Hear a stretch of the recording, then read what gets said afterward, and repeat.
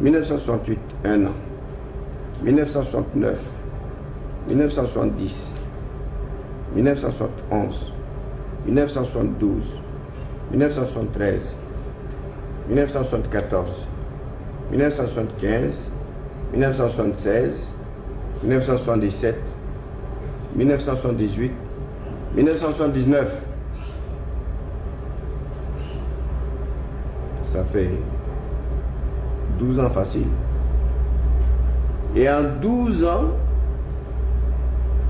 tous les diamants que je lui ai donnés, il a déclaré qu'il les a vendus et il n'a eu que 2 millions de francs CFA.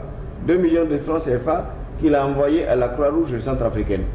Et la présidente de la Croix-Rouge centrafricaine a bien fait une déclaration en disant qu'elle n'a jamais reçu un franc de Giscard.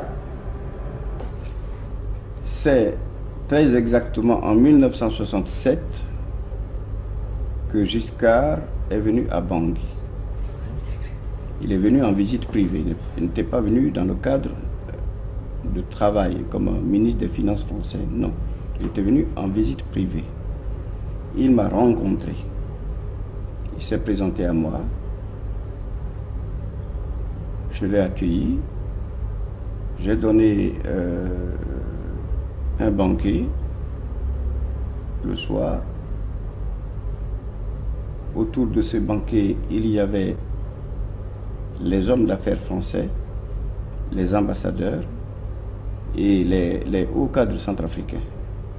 Tout mon gouvernement était présent. J'ai eu donc un banquet, un grand repas. Et à la fin de ce repas, j'ai porté un toast à M. Giscard d'Estaing, ministre des Finances à l'époque. Il a répondu. Et après les deux toasts, après avoir bu le verbe de l'amitié, nous sommes descendus du haut, là où nous étions, nous sommes descendus et je lui ai présenté les plateaux avec des diamants que j'avais choisis pour lui. Je lui ai offert des diamants. Et les hommes d'affaires, les ambassadeurs, les membres de mon gouvernement, tout le monde était présent et tout le monde a vu. Et par la suite, il revenait souvent. Pourquoi il revenait en Il revenait souvent et il m'avait demandé une zone de chasse. Alors je lui avais attribué une zone de chasse. Et il venait chasser les éléphants. Il n'avait pas besoin de chasser beaucoup. Il devait tirer seulement sur les éléphants parce qu'il y en a vraiment. Il y a beaucoup d'éléphants en Centrafrique. Alors il venait tirer sur les éléphants. Il choisissait les plus gros porteurs, les éléphants qui avaient des belles défenses. Alors donc quand il tuait, il récupérait les défenses et il récupérait la queue, les poils de la queue pour faire les bijoux là.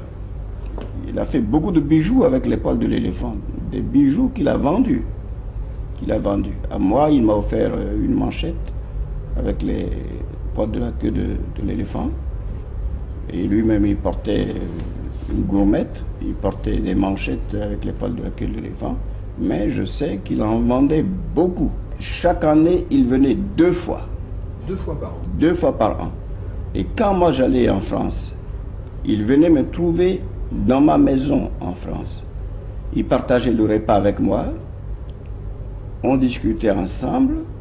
Je mettais un appartement à sa disposition pour qu'il se repose après le repas. Mais c'était régulièrement.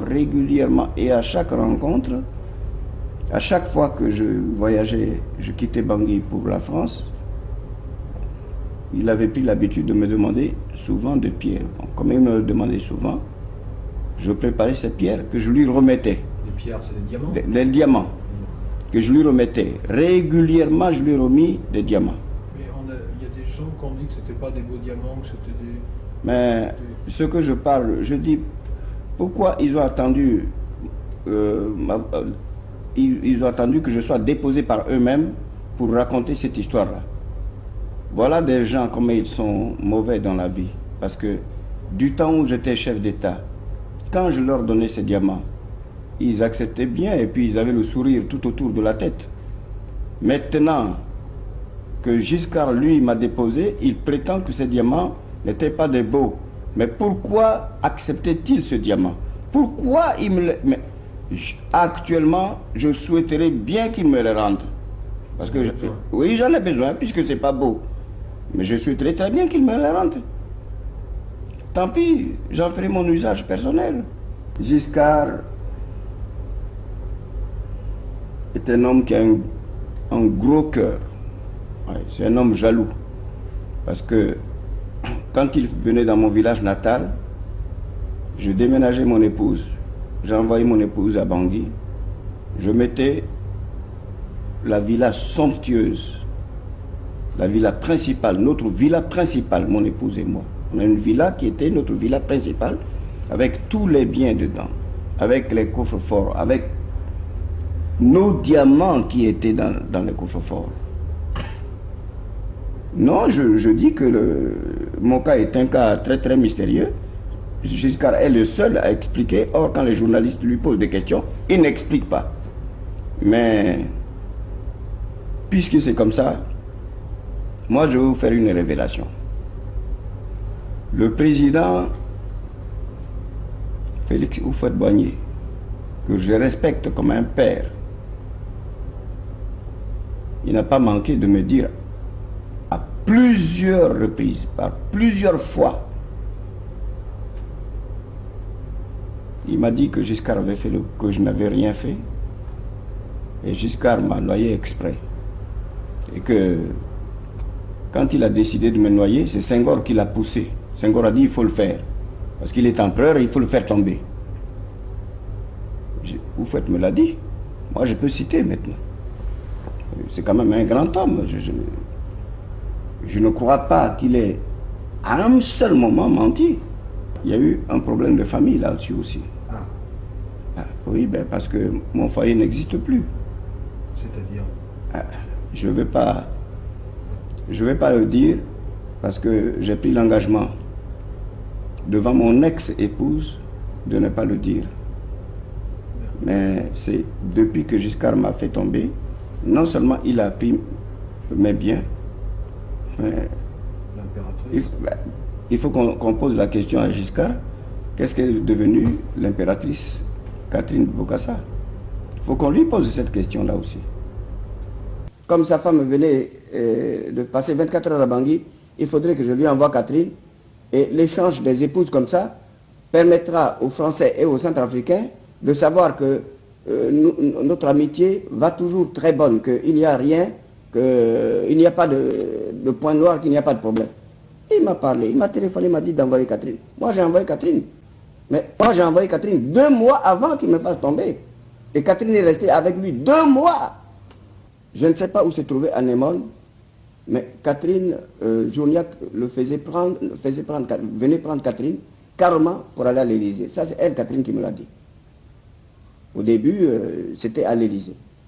Mais après un certain temps, ça s'est passé à Adricourt. Mais au début, quand j'avais annoncé... Chez vous? Oui, chez moi. Chez moi, à Adricourt, mais quand j'avais annoncé ça au Canard Enchaîné, il y a des enquêtes qui avaient été faites auprès des habitants de Adricourt. Ils avaient reconnu que oui, effectivement.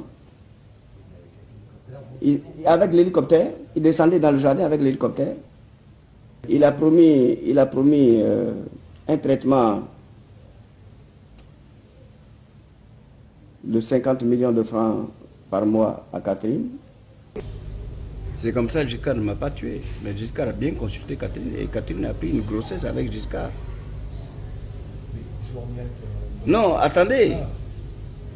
Mais comme c'est Journiac qui servait pour les rendez-vous avec Giscard, c'était Journiac qui s'occupait de ça. Mais Journiac, Catherine l'a plu aussi, puis il a utilisé Catherine. Journiac était devenu l'ami intime de Catherine et Giscard s'en est rendu compte. Il a su que Journiac lui coupait les pieds, couchait avec Catherine. Il envoie Journiac en mission en Afrique centrale, d'abord à Libreville, et Journiac prend l'avion de Bongo. Et il va au Cameroun. Or, ils ont mis un explosif. À peine arrivé au Cameroun, l'avion a explosé. avec Journiac. Il est mort dans l'avion. Il est mort dans un accident d'avion, là-bas, au Cameroun. Ça fait beaucoup les accidents d'avion. Hein? Ben oui, mais c'est pour ça, Giscard est très fort. Hein? Il est très fort. Et il a tué Journiac, parce que Journiac a couché avec Catherine. Quand Giscard est venu à Berengo en décembre, en mi-décembre 78, il est venu, il a passé 10 jours avec moi, il est venu sans presse. Il m'a demandé de ne pas en parler. Alors moi, pourquoi? À chaque fois qu'il venait... Non, parce qu'il venait pour sa détente, puis il venait avec ses petites copines, il tirait 10 jours chez moi à chaque fois qu'il venait, il descendait directement avec l'avion DC-8 sur mon terrain privé au village natal, parce que j'habite à 80 km de la ville de Bangui. Giscard venait régulièrement, et chaque fois qu'il venait là, il me demandait de ne pas en parler à la presse. Alors, donc la presse n'en parlait pas, ni la presse locale, ni la presse européenne. Personne n'en parlait. Parce que, comme il était exactement, il était mon ami, et je faisais ce qu'il me demandait de faire. Pendant les 7 ans de Giscard, Centrafrique était à Giscard, à lui seul. Il a su exploiter le Centrafrique. Combien de nombre d'éléphants tués? Il n'a jamais respecté les textes centrafricains qui régissent les zones de chasse. Parce qu'il y a des textes qui disent que tous ceux qui possèdent les zones de chasse sont astreints à payer une certaine somme à l'État. C'est des sommes très modestes, mais il faut les payer quand même. Mais Giscard d'Estaing